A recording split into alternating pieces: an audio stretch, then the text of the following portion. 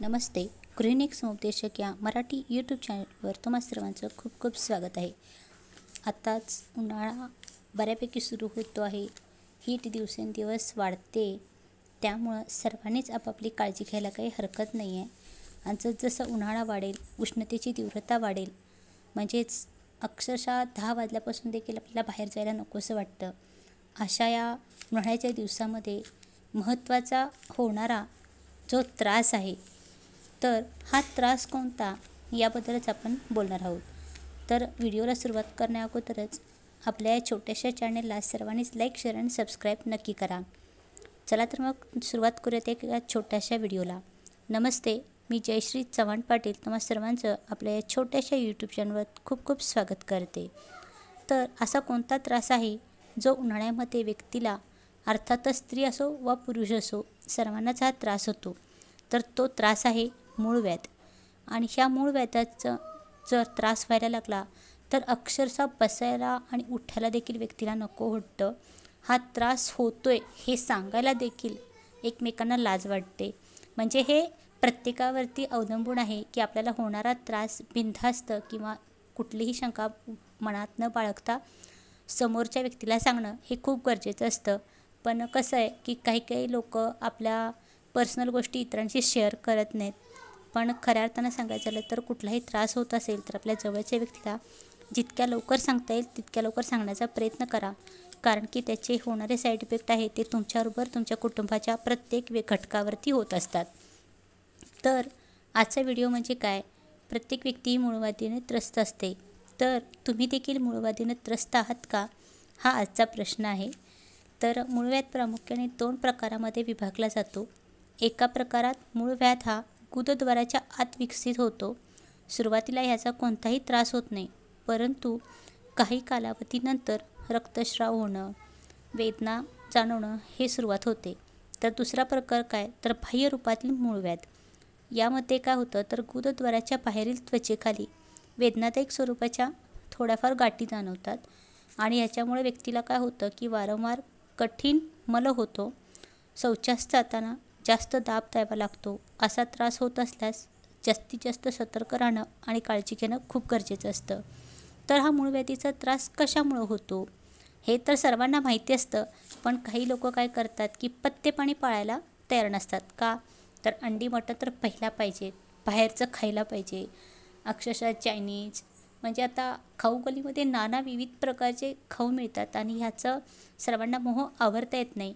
पण स्वतःला जर त्रास करून घ्यायचा नसेल, इव्हन आपल्या त्रासामुळे आपल्या कुटुंबातील व्यक्तींना त्रास जर होऊ द्यायचा नसेल, तर पथ्य पाळणं हे खूप गरजेचं आहे. तर मूळव्याध कशामुळे होतो, तर पहिलं आहे जड अन्नाचं नियमित सेवन केलं जातं.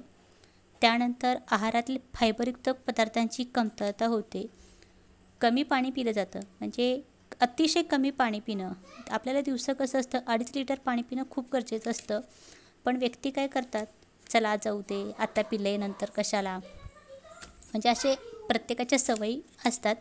त्यानंतर बैठी जीवनशैली, म्हणजे कुठल्याही प्रकारचा व्यायाम करायचा नाही, सतत एका जागेवरती बसून राहायचं, खायचं प्यायचं आणि झोपायचं. त्यानंतर आहे व्यायाम न करणं. त्यानंतर काही व्यक्तींना ताणतणावांना सामोरं जावं लागतं.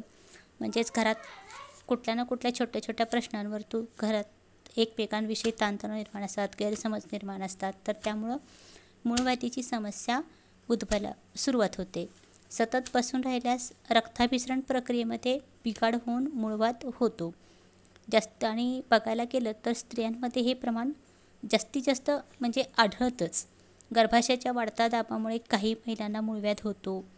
त्यानंतर काहींना अति मसालेदार आणि बाहेरचं जंक फूड खायला खूप आवडतात. पण हे जंक फूड आणि अति मसालेदार जे काही पदार्थ आहेत त्याचा आपल्या पचन संस्थेवरती खूप परिणाम होतो आणि त्यामुळे मूळव्याधीची शक्यता बळावते. गुदद्वाराच्या भागात ज्यावेळी वेदना होऊ लागतात, म्हणजेच कळा येऊ लागतात, त्यावेळी मलातून रक्तस्राव होतो. म्हणजेच काय, ज्यावेळी आपल्या शी होते त्यावेळी त्या शीमधून रक्त पडायला सुरुवात होतं. त्या भागामध्ये जळजळ होते, खाज येते किंवा गुदद्वाराजवळ गाठी किंवा फुगलेल्या शिरा जाणवतात. आणि अशा जर कुणाला जाणवत असेल तर त्यांनी लवकरात लवकर आपल्या डॉक्टरांशी संपर्क साधून त्याच्यावरती उपचार घेणं खूप गरजेचं आहे. मूळव्याध रक्तस्राव व गुदद्वाराशी संबंधित आजारांवर अनेक उपाय उपलब्ध आहेत, परंतु यामध्ये आयुर्वेदिक उपचार अधिक सुरक्षित व प्रभावी आहेत.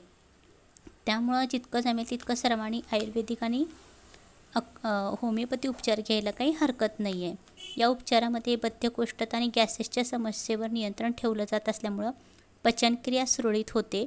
याखेरीज यकृताच्या कार्यक्षमतेला देखील चालना देऊन आपलं रक्ताभिसरण सुरळीत केलं जातं.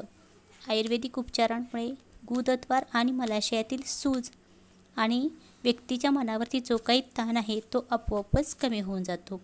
मुख्य म्हणजे रक्तस्राव थांबून येणाऱ्या ज्या कळा आहेत, ज्या वेदना आहेत त्या कमी होतात. त्यामुळे व्यक्तीला छान वाटतं, दिलासा मिळतो.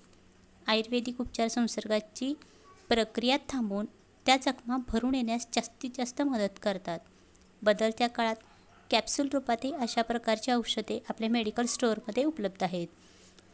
अर्शवासवन सारखे मूळव्याधीवर प्रभावी ठरणाऱ्या वनौषधांनी बनवलेले औषध या आजारांवर चांगला आराम देणारे ठरतं. यामध्ये हरितकी अर्क आहे, दारू हळद आहे, तुरटी, गोधंती भस्म, मोचरस, कडुलिंबाच्या बिया यांचा समावेश असतो. काही तज्ज्ञ डॉक्टरांच्या सल्ल्याने या औषधाचे सेवन केल्यास मूळव्याध व रक्ती मूळव्याधीच्या समस्या कायमच्या दूर होतात. आणि जास्तीत जास्त सर्वांनी एक गोष्ट लक्षात ठेवायची आहे, त्यामध्ये स्त्री असो किंवा पुरुष असो, हिरव्या पालेभाज्या, फळे आणि संपूर्ण धान्य म्हणजेच त्याच्याशी संबंधित सर्व तुम्ही खाणं खूप गरजेचं आहे. दिवसातून किमान 8 ते 10 ग्लास पाणी, अर्थातच किमान 2.5 लिटर पाणी तुमच्या पोटात जाणं गरजेचं आहे. चालण्याचा प्रयत्न करा, म्हणजे आपण चालतो पण सकाळ संध्याकाळ चालणं खूप गरजेचं आहे. तर त्याच्याबरोबरच रोज सकाळ संध्याकाळ योगासनं करा किंवा बसलेल्या फुरसतीच्या वेळामध्ये तुमचे हाताचे पायाचे सूक्ष्म व्यायाम करा, अनुलोम विलोम करा, प्राणायाम करा. म्हणजे असे छोटे छोटे व्यायाम आहेत ते तुम्ही करायला काही हरकत नाही आहे. बद्धकोष्ठता जर टाळायची असेल तर नैसर्गिक रेचक पदार्थ खाणं खूप गरजेचं आहे. त्यामध्ये कुठलं तर मनुका, अळशीचे बी किंवा तुपातली भाकरी खाणं खूप गरजेचं आहे. सतत बसून राहिल्याने गुदद्वारावर ताण येतो, त्यामुळे अधूनमधून उठून चालणं खूप गरजेचं आहे. मूळव्याध ही लाज वाटण्यासारखी अजिबात गोष्ट नाही आहे, तर ही एक सामान्य समस्या आहे. त्यामुळं योग्य आहार आणि जीवनशैलीमध्ये सुधारणा करणं खूप गरजेचं आहे.